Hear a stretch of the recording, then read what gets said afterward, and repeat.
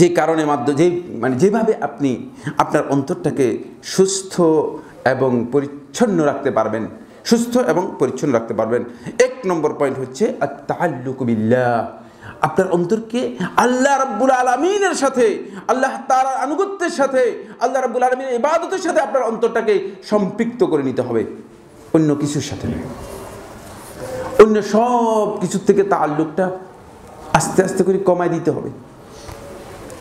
এত সোশ্যাল ব্যস্ততার দরকার নেই, এত ফেসবুকের দরকার নেই, এত টুইটারের দরকার নেই। সারা পৃথিবীর সমস্ত মানুষের দায়িত্ব আপনাকে জিজ্ঞেস করা হবে না, কবরেও জিজ্ঞেস করা হবে না, মাহশরেও জিজ্ঞেস করা হবে না। আমার কাছে অনেকে আসেন, সাহেবুল্লাহ ভাই সৌদি আরব সম্পর্কে মন্তব্য কি, ইরান সম্পর্কে মন্তব্য কি, ইসরায়েল সম্পর্কে মন্তব্য কি? আরে বাবা রে, তোমার এত হেডেক কেন? নিজের ব্যাপারে কিছুই জানলে না, নিজের অন্তরটা শুদ্ধ করতে পারলে না আজ পর্যন্ত। তুমি অমুক সম্পর্কে মন্তব্য কি, তমুক সম্পর্কে মন্তব্য কি? তোমাকে কে এই দায়িত্ব দিয়েছে? এগুলো ভুল কাজ, এগুলো বিভ্রান্তি। এই আমাদের এই বিভিন্ন খবর পত্রিকা, মিডিয়া, এগুলোর মাধ্যমে আমরা সবচেয়ে বেশি ক্ষতিগ্রস্ত হয়ে যাচ্ছি। এগুলো শয়তানের পথের দিকে আমাদেরকে দ্রুত নিয়ে যাচ্ছে। ফলে আমি এমন কাজে ব্যস্ত হয়ে যাচ্ছি যে কাজে আমি তাআল্লুক বিল্লাহ, আল্লাহর সাথে নিজের যে সম্পর্ক সৃষ্টি করার কথা ছিল, সেই সম্পর্ক থেকে আমি আস্তে আস্তে করে দূরে সরে যাচ্ছি। আমার খবরই নেই। এত কিছুর সাথে আপনি সম্পৃক্ত হয়ে যাবেন কিভাবে? আপনার অন্তর তো একটা। আপনার যদি 100 লক্ষ অন্তর দেহের মধ্যে থাকতো, তাহলে আপনি বিভিন্ন কিছুর জন্য কি করতেন? ভাগ করতে করতে দিতে পারতেন, কিন্তু আপনি সকলের জন্য দিতে পারবেন না। সুতরাং তাআল্লুক বিল্লাহ, আল্লাহর সাথে সম্পর্ক ঠিক রাখতে হবে, অন্যথায় আপনি অন্তরকে শুদ্ধ করতে পারবেন না, অন্তরকে পরিচ্ছন্ন করতে পারবেন না। 2 নম্বর বিষয় হচ্ছে ইফশাউস সালামি বাইনাল মুসলিমিন। মুসলিমদের মাঝে সালামের প্রচলন প্রসার ঘটানো হতে হবে। মুসলিম আশ্চর্যের বিষয়, মসজিদ থেকে বের হয় তাকায় চলেছে। ইসলামই বুঝি নেই, ইসলামের বিধানই আমরা বুঝতে পারিনি। ইসলাম আমাদেরকে এই শিক্ষা দেয় নেই।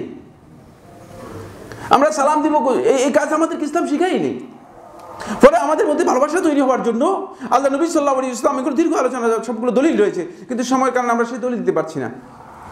ফলে আল্লাহ নবী সাল্লাল্লাহু আলাইহি ওয়াসাল্লাম ভালোবাসা তৈরি করার জন্য আমাদেরকে মৌলিক যে নির্দেশনা দিয়েছেন, তার মধ্যে একটা হচ্ছে আপনি দেখবেন তো আপনার ভাইয়ের জন্য আপনি সালাম দিবেন। আপনি দেখেন না, কয়েকদিন একটু প্র্যাকটিস করে দেখবেন যে কিভাবে আপনাদের অন্তরগুলো পরিচ্ছন্ন হয়ে যায়, সুন্দর অন্তর পরিণত হয়ে যায়। আর সালাম দিবেন না তো আপনি দেখা হলেও মনে হয় যেন তার সাথে দেখা হয়নি, আপনার মনে হয় যেন আপনার সাথে দেখা হয়নি। ওটা আপনার একটা হক। আচ্ছা, এরপরের পয়েন্ট হচ্ছে যেটা, সেটা হলো আপনি এর জন্য দোয়া করবেন, আল্লাহ রাব্বুল আলামিনের কাছে দোয়া করবেন। বন্ধুগণ, শাদ্দাদ ইবনে আউস রাদিয়াল্লাহু আনহু বর্ণনা করেন, রাসূলুল্লাহ সাল্লাল্লাহু আলাইহি ওয়াসাল্লাম সালাতের মধ্যে নিয়মিত দোয়া করতেন, যেটি আল্লাহুম্মা ইন্নী আসআলুকা কলবান সালিমান ওয়া লিসানান সাদিকা। হে আল্লাহ, আমি আপনার কাছে চাচ্ছি, হে আল্লাহ, আমি আপনার কাছে ফরিয়াদ করছি, তলব করছি, কলবান সালিমান, একটি সুস্থ অন্তর, ওয়া লিসানান সাদিকান, এমন একটি জিহ্বা যে জিহ্বাটা সব সময় সত্যবাদী। নবী সাল্লাল্লাহু আলাইহি ওয়াসাল্লাম সালাতের মধ্যে দোয়া করতেন। সালাতের দোয়াই তো নেই আমাদের, দোয়া করার সুযোগই নেই। ইমাম সাহেব সালাত আদায় করেন, সূরা ফাতিহা পড়ার সুযোগ নেই। আমার কাছে অনেকেই প্রশ্ন করেন যে আমরা সূরা ফাতিহা পড়তে পারি না, তো ইমাম সাহেব সূরা ফাতিহা পড়লেন কিভাবে? আপনি পড়তে পারেন না, ইমাম সাহেব পড়লেন কিভাবে? বলে যে আমরা ইমাম সাহেবকে, এক বন্ধু আমাকে বললেন যে আমরা ইমাম সাহেবকে জিজ্ঞেস করলাম, ইমাম সাহেব, না আমরা তো সূরা ফাতিহা পড়তে পারি না, আপনি সূরা ফাতিহা পড়লেন কিভাবে? বলে যে সূরা ফাতিহা না পড়লেও চলে। ইসলামকে তালাউব, তামাশায় পরিণত করা হয়েছে। ইসলামের বিধানকে তামাশায় পরিণত করা হয়েছে। মনের মন যেভাবে চাচ্ছে, মন গড়া চিন্তার মাধ্যমে ইসলামকে সাজানো হয়েছে আমার বন্ধুগণ। ফলে এই ধরনের বক্তব্য দেওয়া হচ্ছে। রাসূলুল্লাহ সাল্লাল্লাহু আলাইহি ওয়াসাল্লাম সালাতের মধ্যে দোয়া করতেন। রাসূলুল্লাহ সাল্লাল্লাহু আলাইহি ওয়াসাল্লাম আল্লাহ রাব্বুল আলামিনের কাছে এই দোয়া করতেন যে আল্লাহুম্মা সাব্বিত কলবি আলা তাআতিক। হে আল্লাহ, আমার অন্তরটাকে আপনি আপনার আনুগত্যের উপর কি করেন? দৃঢ় করেন। আল্লাহ রাসূল সাল্লাল্লাহু আলাইহি ওয়াসাল্লাম দোয়া করতেন। আমরা তো এই দোয়া, আমাদের খবরই নেই, এই ধরনের দোয়া আমরা করি না। এরপরের মাসআলাটি খুবই গুরুত্বপূর্ণ, সেটা হচ্ছে ইখরাজুল মাল। আপনার টাকাগুলো জমা করে লাভ হবে না, এগুলো বের করতে হবে।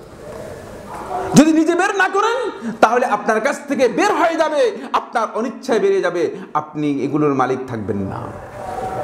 সুতরাং বের করার জন্য চেষ্টা করুন।